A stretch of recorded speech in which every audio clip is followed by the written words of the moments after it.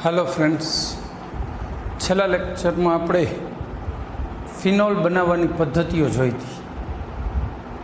आगळ वात करीशुं भौतिक गुणधर्म आल्कोहोल, फिनोल, इथर एनी वातो करीशुं। हवे आल्कोहोल ने फिनोल में आ ROH होय अथवा AROH, तो एना गुणधर्मों ने बे वस्तु असर करे। आर अथवा AR ग्रुप और OH ग्रुप बनेनी असर आवे। संयुक्त असर हेठळ जे कांई गुणधर्मों आवशे ए जोईशुं। सौथी पहेलुं लईए उत्कलन बिंदु, बॉइलिंग पॉइंट। आल्कोहोलना उत्कलन बिंदुओ आल्केन, आल्काइल हेलाइड, इथर, एना बधा करता आल्कीन, आल्काइन ए बधा करता ऊंचा होय। ऊंचा होवानुं कारण शुं छे? ROH, ROH। आवी रीते हाइड्रोजन बंध रचाय छे। जो हाइड्रोजन बंध रचाता होय तो आंतराणवीय आकर्षण बळ वधी जाए, तो एना गलन बिंदु अने उत्कलन बिंदु वधे। फिनोल में पण एवुं ज छे। आ फिनोल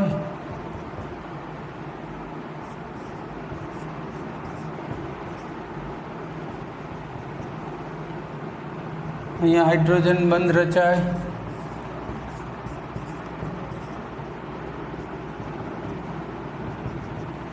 आ रीते तो आल्कोहोल अने फिनोलना उत्कलन बिंदु अने गलन बिंदु बने एना जेटला समान अणुभारवाळा आल्केन, आल्काइल हेलाइड, आल्कीन, आल्काइन के इथर करता ऊंचा होय छे।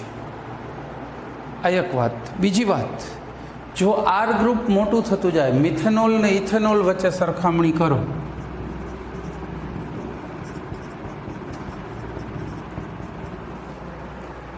आमां अणु अणु वच्चे संपर्क सपाटी वधे, तो आना गलन बिंदु ने उत्कलन बिंदु मिथेनोलनी सापेक्षे ऊंचा होय।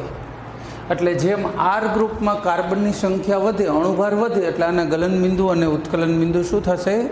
वधशे।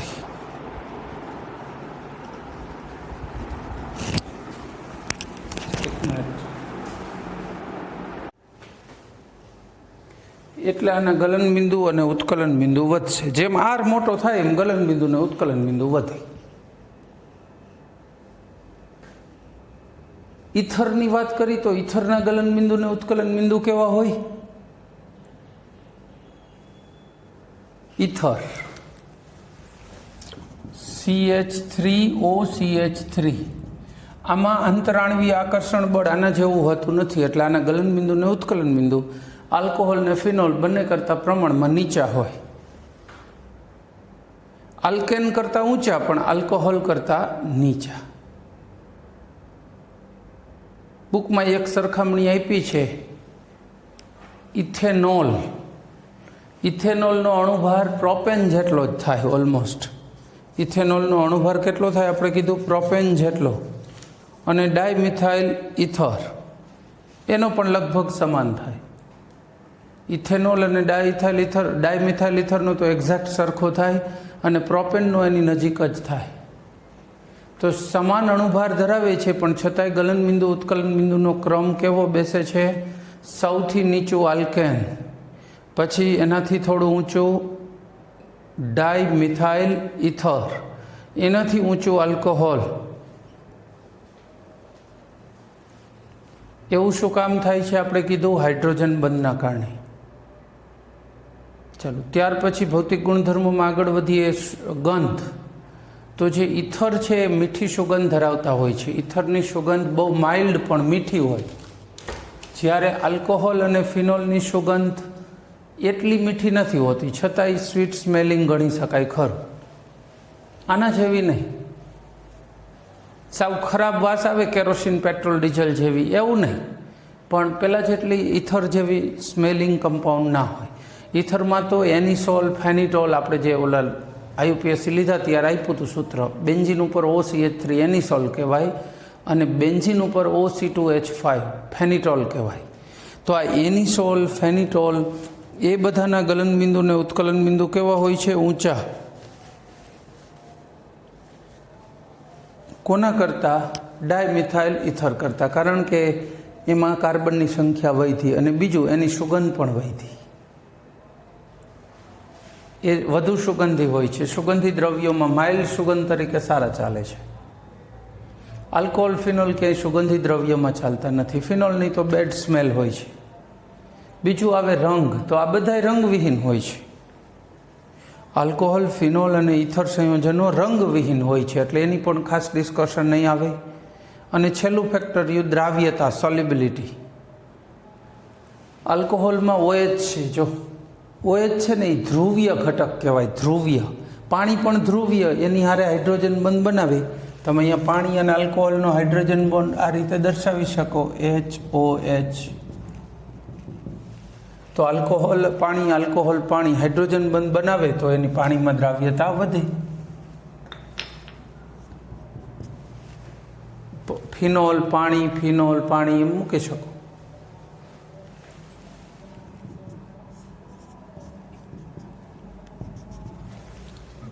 તો આલ્કોહોલ ને ફિનોલ બંને પાણી સાથે હાઇડ્રોજન બંધ બનાવે છે, બંનેની પાણીમાં દ્રાવ્યતા વધે. ઇથર પણ પાણીમાં દ્રાવ્ય હોય, એનું કારણ છે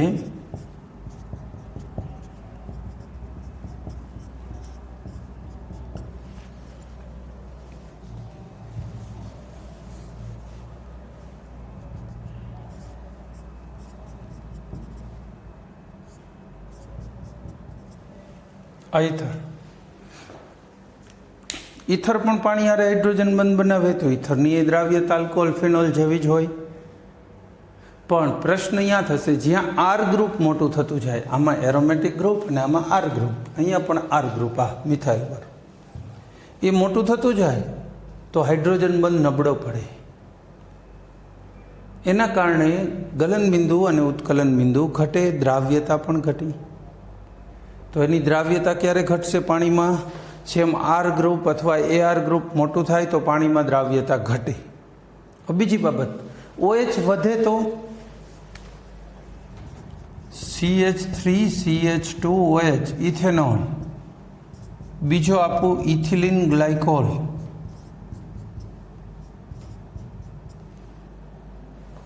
જો OH વધ્યા તો પાણીમાં દ્રાવ્યતા વધારે વધે. જેમ નંબર ઓફ OH વધે, કારણ કે દ્રાવ્યતા માટે જવાબદાર ઘટક કયું છે? આર નહીં, OH જવાબદાર છે. જો OH વધે તો નેચરલી દ્રાવ્યતા વધે. આ ઇથિલિન ગ્લાયકોલ કોઈ પણ ટકાવારીમાં, કોઈ પણ પ્રપોર્શનમાં પાણીમાં ઓગળી જાય છે. 10%, 90% પાણી તોય ઓગળે, 90% અને 10% પાણી તોય ઓગળે. મતલબ દરેક પ્રપોર્શનમાં સહેલાઈથી ઓગળે છે. હા, જેમ આર ગ્રુપ મોટું થશે આમાં તો પાણીમાં દ્રાવ્યતા ઘટશે. બરાબર. બીજું, શાખાઓ સાથે પણ જોડીને જોઈ લઈએ. બ્રાન્ચ વધે તો ગલન બિંદુ, ઉત્કલન બિંદુને શું અસર થાય? અહીંયા બ્રાન્ચ વધે તો સંપર્ક સપાટી ઘટે, વાન્ડરવાલ્સ આકર્ષણ ઘટે, ઉપરાંત હાઇડ્રોજન બંધ ઘટે, નબળા પડે. શાખાઓ વધે તો ગલન બિંદુ ને ઉત્કલન બિંદુ ઘટે જ. આલ્કોહોલ હોય કે ઇથર હોય કે ફિનોલ, શાખાઓ વધે એટલે ઘટે. અહીંયા પણ જેમ શાખાઓ બ્રાન્ચીસ વધે એટલે શું થાય? સંપર્ક સપાટી તો ઘટવાની, હાઇડ્રોજન બંધ નબળા પડે તો દ્રાવ્યતા પણ ઘટે. તો જેમ બ્રાન્ચીસ વધે, પ્રાથમિકથી તૃતીયક આલ્કોહોલ તરફ જાઓ,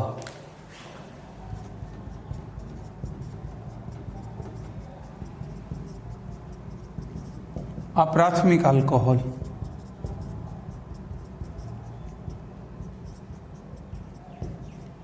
આ દ્વિતીયક આલ્કોહોલ,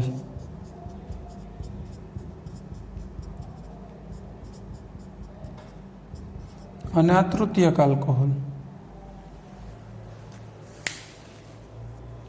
આના ગલન બિંદુ, ઉત્કલન બિંદુ હાઈએસ્ટ હોય, આના મીડિયમ હોય અને આના લોએસ્ટ હોય. શાખાઓ જેમ વધે એમ ગલન બિંદુ, ઉત્કલન બિંદુ ઘટે. પાણીમાં દ્રાવ્યતા પણ આની સૌથી વધુ હોય, આની ઓછી ને આની ઓછી. તો દ્રાવ્યતા અને ગલન બિંદુ, ઉત્કલન બિંદુ દરેક પ્રાથમિકથી તૃતીયક તરફ જાઓ એમ ઘટે.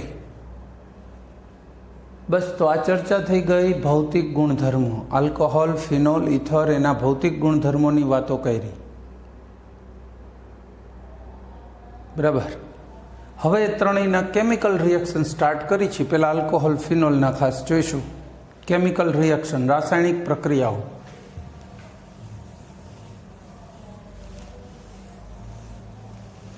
આલ્કોહોલના ઘણા બધા રિએક્શન્સ હોય, ઘણી બધી પ્રક્રિયાઓ હોય. શું કામ? તો કે એ બંને રીતે પ્રક્રિયા આપે છે, ઇલેક્ટ્રોફાઇલ તરીકે અને ન્યુક્લિયોફાઇલ તરીકે. જરા સમજાવીએ.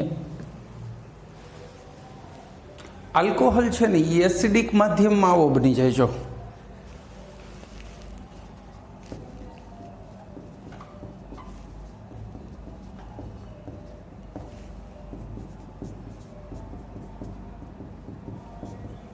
IH પ્લસ આ ઇલેક્ટ્રોન દાન કરે ને H ને ખેંચી લે એટલે ROHH. આને પ્રોટોનેટેડ આલ્કોહોલ કહેવાય.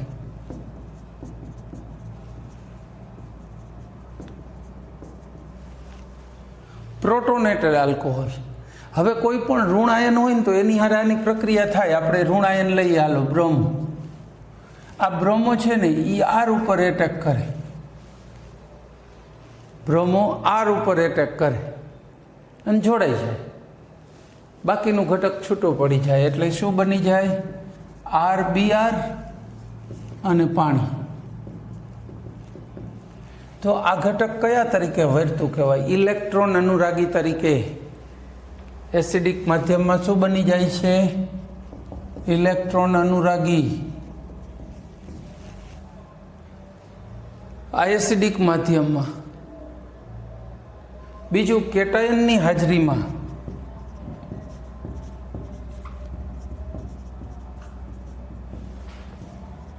કેન્દ્રાનુરાગી બની જશે. કઈ રીતે બની જશે એને પણ જરા સમજી લઈએ. ROH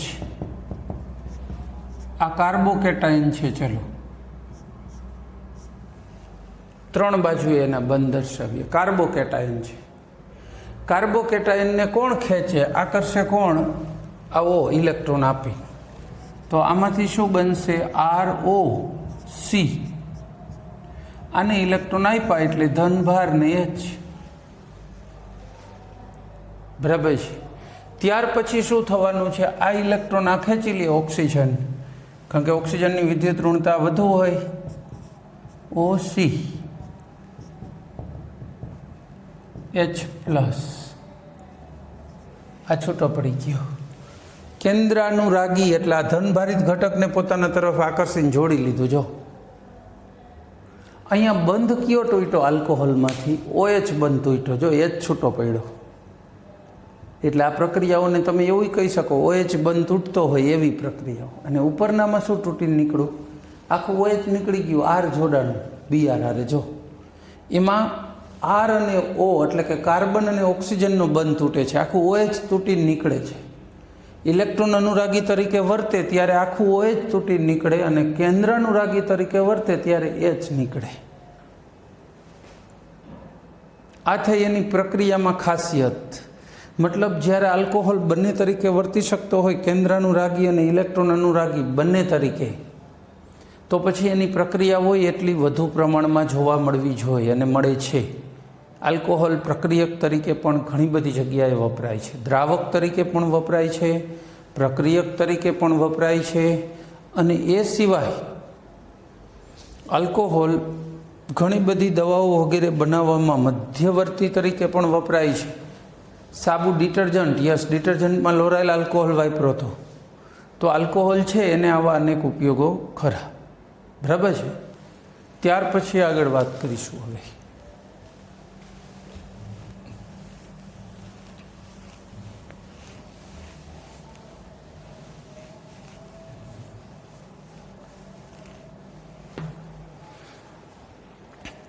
ચાલો, જેમાં OH બંધ તૂટતો હોય એવી પ્રક્રિયાઓ જોવી છે. OH બંધ તૂટતો હોય એવી પ્રક્રિયાઓ. ધાતુ સાથે, સક્રિય ધાતુઓ સાથે આલ્કોહોલ ફિનોલની પ્રક્રિયાઓ કરો એટલે OH બંધ તૂટી જાય, આલ્કોહોલ હોય કે ફિનોલ હોય. જરા ઉદાહરણ સાથે વાત કરીએ. ROH આલ્કોહોલ છે અને આમાં સોડિયમ ધાતુના ટુકડા ઉમેરો તો RONA વત્તા 1/2 H2 ગેસ. અને સોડિયમ આલ્કોક્સાઇડ કહેવાય. સોડિયમ ઇથેનોલ લીધો હોત તો ઇથોક્સાઇડ, મિથેનોલ લીધો હોત તો સોડિયમ મિથોક્સાઇડ, આવા નામ અપાય છે. કોઈ પણ આલ્કોહોલ હોય, જરૂરી નથી કે પ્રાથમિક હોય, દ્વિતીયક હોય, કોઈ પણ આવો આલ્કોહોલ હોય, CH3CCH3 CH3OH વત્તા Mg, ઝીંક, મેગ્નેશિયમ, સોડિયમ, એલ્યુમિનિયમ, પોટેશિયમ આવી ધાતુઓ સાથે એ આવી રીતના પ્રક્રિયા આપે છે. OH બંધ તૂટે અને પ્રક્રિયા થઈ જાય. CH3O twice Mg plus H2, magnesium isobutoxide, આવું થઈ શકે. ફિનોલ લીધો હોત તો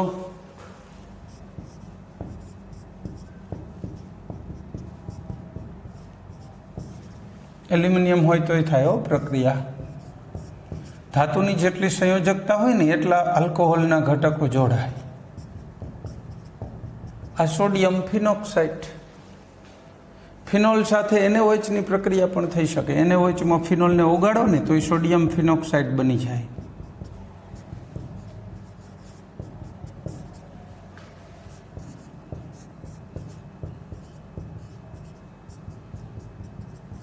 આ સોડિયમ ફિનોક્સાઇડ બની ગયો છો અને પાણી. તો આ રીતે આપણે શું કહીએ છીએ,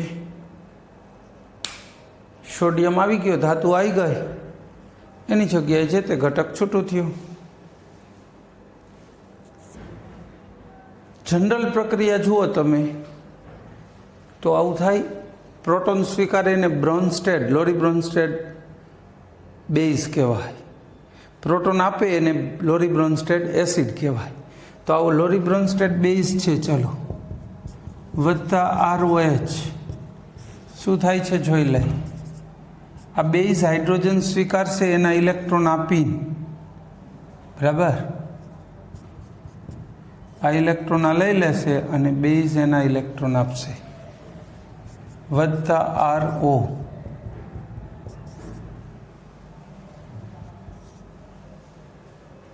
આ પ્રક્રિયા ઉપરથી શું ખબર પડી? લોરી બ્રોન્સ્ટેડ પ્રક્રિયા છે. જો આ બેઝ સાથે આલ્કોહોલની પ્રક્રિયાથી આ બનતું હોય, આલ્કોહોલનો નિર્બળ દાતા છે, તો એમાંથી જે ઘટક બને એ કેવું બને? પ્રબળ. આ પ્રબળ બેઝ હોય આલ્કોક્સાઇડ. NaOH KOH કરતાં પણ આ પ્રબળ બેઝ હોય છે આલ્કોક્સાઇડ, કારણ કે આ એટલો જ નિર્બળ એસિડ છે એટલે આ વધુ પ્રબળ બેઝ થાય. આ બેઝ સ્ટ્રોંગ હતો તો આ વીક થશે, નિર્બળ. આપણને ખબર છે લોરી બ્રોન્સ્ટેડમાં નિર્બળ ઘટક હોય તો એમાંથી પ્રબળ બને, પ્રબળ હોય તો એમાંથી નિર્બળ બને. આ નિર્બળ પ્રોટોન દાતા હતો એટલે આ પ્રબળ આલ્કોક્સાઇડ બન્યો, બરાબર.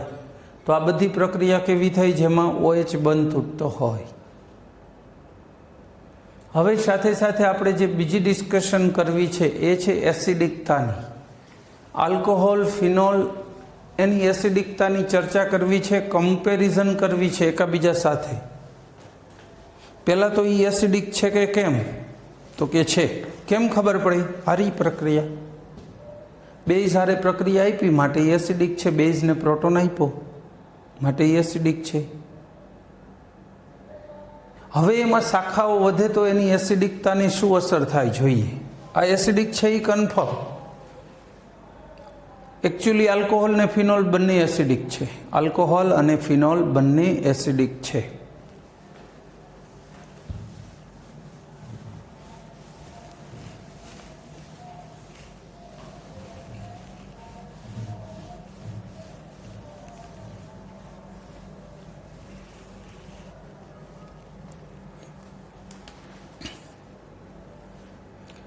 દાખલા તરીકે આપણે એક સરળ શૃંખલા ઉપરથી વાત કરીએ. RCH2OH.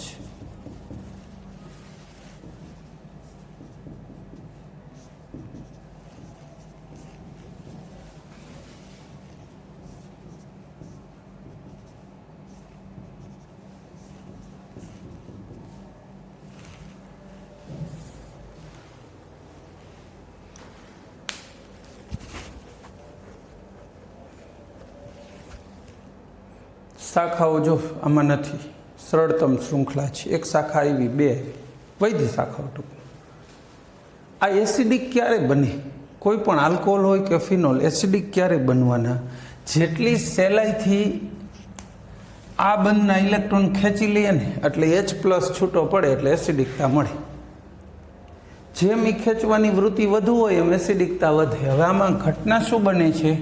આર ઇલેક્ટ્રોન દાતા હોય એટલે આ ઇલેક્ટ્રોન ઘનતા વધે, તો ઓક્સિજનની આ પડાવી લેવાની વૃત્તિ શું થઈ જાય? ઘટી જાય. તમે મિથેનોલ લો,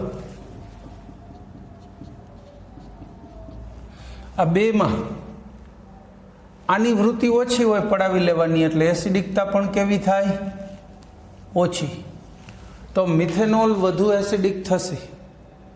આ ઓછો થયો. શું કામ? આ બાજુએથી ઇલેક્ટ્રોનનો ફ્લો મળ્યો એટલે આ પડાવી લેવાની વૃત્તિ ઘટી. ઓની ચોપડીમાં તો એ રીતે લખ્યું હોય કે OH બંધ ઉપર ઇલેક્ટ્રોન ઘનતા વધે છે, મતલબ આ બાજુથી ઇલેક્ટ્રોન આવે છે. અહીંયા ઇલેક્ટ્રોન ઘનતા વધી એટલે આ H+ ને છૂટું થવાના ચાન્સ ઘટ્યા. ઇલેક્ટ્રોન વધેલ ખેંચી રાખે ને, જવા ન દે, એમ પણ કહી શકાય.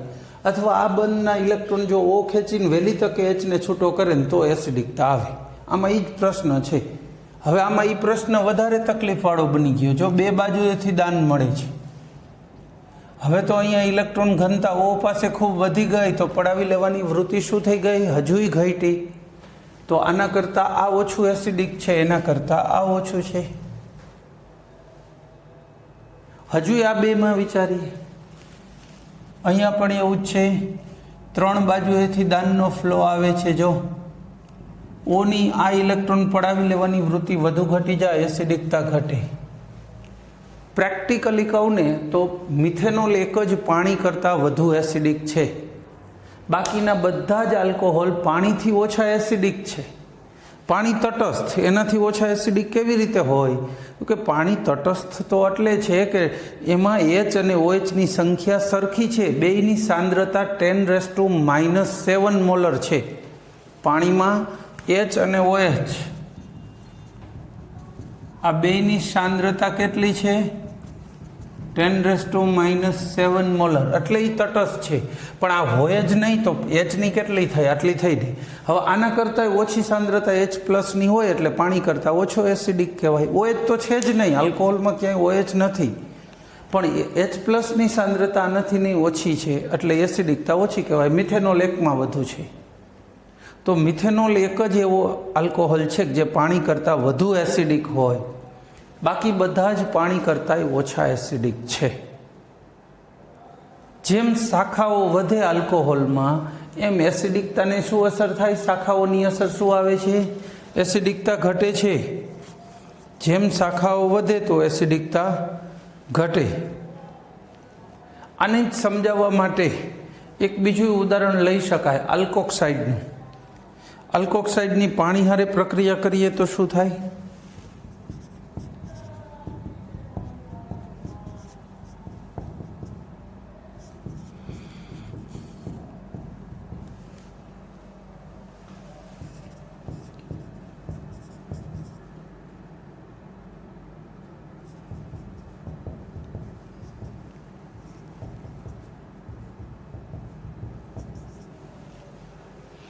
OH2 hydroxyl ion. આ પ્રક્રિયા ઉપરથી તમે શું કહી શકો? પાણી પાસેથી પ્રોટોન સ્વીકાર્યો. જો તો આલ્કોહોલ કરતાં પાણી પ્રબળ એસિડિક થયું ને, પ્રોટોન એને આપી શકે છે. આ બહુ નિર્બળ એસિડ હશે, પાણી કરતાંય નિર્બળ હશે તો જ પાણી પાસેથી સ્વીકારે ને. હા, પણ પ્રબળ બેઝ હશે. આ પ્રબળ બેઝ હશે. કેમ ખબર પડે? પાણી જેવા અતિ નિર્બળ પ્રોટોન દાતા પાસેથી નહીં પ્રોટોન ખેંચી આવે છે તો પ્રબળ બેઝ હશે. આ જેટલો વધુ પ્રબળ બેઝ હોય એટલો આ નિર્બળ એસિડ થાય. એનો સંયુગ્મી એસિડ કેવો હોય? જો આ પ્રબળ બેઝિક, આ નિર્બળ એસિડ થાય સંયુગ્મી. પાણીમાં નિર્બળ એસિડિક હોય તો આ પ્રબળ બેઝ થાય.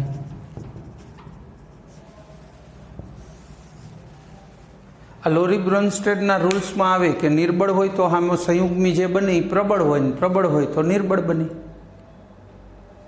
આલ્કોક્સાઇડ આયન છે, આલ્કોહોલનું આયન છે આલ્કોક્સાઇડ, પાણી પાસેથી પ્રોટોન સ્વીકારે છે એટલે પાણી કરતાંય ઓછું એસિડિક થયું, પણ સામે બેઝિક સ્ટ્રોંગ થઈ ગયું.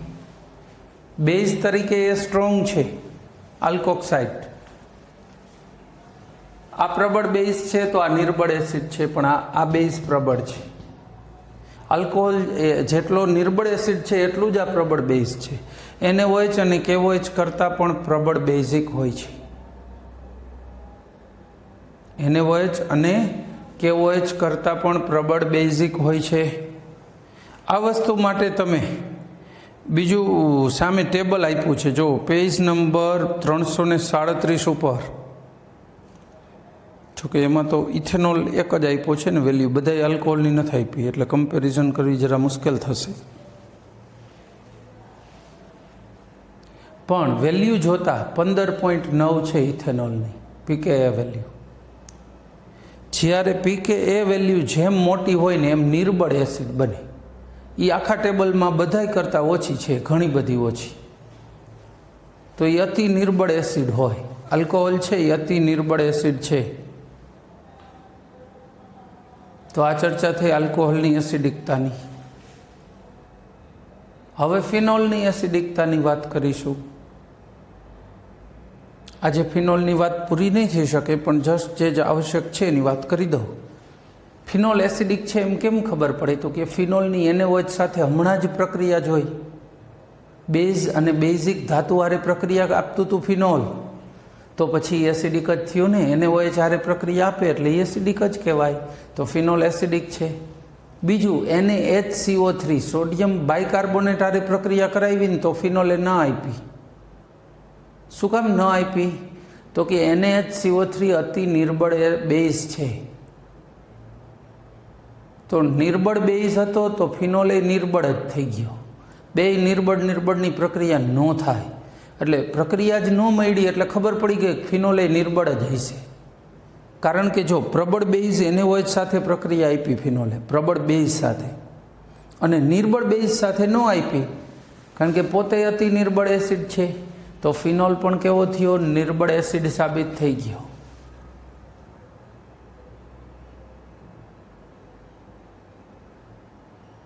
બીજું કમ્પેરિઝન આવે આલ્કોહોલ અને ફિનોલની. આલ્કોહોલ વધુ એસિડિક છે કે ફિનોલ વધુ એસિડિક છે? આ કમ્પેરિઝનની ચર્ચા પછી કરીશું, પણ અત્યારે જસ્ટ ટેબલમાં ડેટા જુઓ, કારણ કે ડેટા ઇમ્પોર્ટન્ટ છે. સામે ટેબલમાં મેં તમને જે ડેટા જોવાનું કીધું હતું એને જરા ફરીથી રિફર કરો. પેજ નંબર 337 ઉપર ડેટા છે. એમાં ફિનોલિક પદાર્થોના જો પીકે ઓછી છે અને ઇથેનોલની વધુ છે. મતલબ પ્રાયોગિક રીતે એવું સાબિત થાય છે કે ફિનોલ વધુ એસિડિક છે આલ્કોહોલ કરતાં. કેટલો વધુ? તો કે ફિનોલની પોતાની વેલ્યુ 10 છે ને ઇથેનોલની 15.9 એટલે લગભગ 16 છે. હાલો 6નો ફરક આવ્યો એટલે 10ની 6 ઘાત જેટલો ફરક આવે. 10 લાખ ગણો નિર્બળ એસિડ છે આલ્કોહોલ ફિનોલની સાપેક્ષે. બરાબર. તો આટલા ગણું શું કામ નિર્બળ એસિડ છે એની ચર્ચા નેક્સ્ટ લેક્ચરમાં કરીશું.